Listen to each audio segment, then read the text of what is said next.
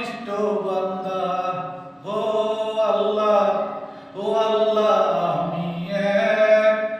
আমি এক পাপিষ্ঠ বান্দা। আন্ধারপুরের মানুষ আমি,